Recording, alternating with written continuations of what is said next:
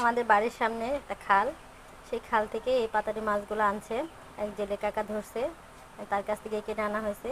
এই মাছ দিয়ে আজকে বাগানে সবজি উঠে রান্না করব। আমার কাছে বেশ কিছু দুন্দুল আসছে, এগুলো দিয়ে আজকে রান্না হবে। ওই যে মাছগুলা দেখালাম, পাতারি মাছ এখানে আসছে আসছে।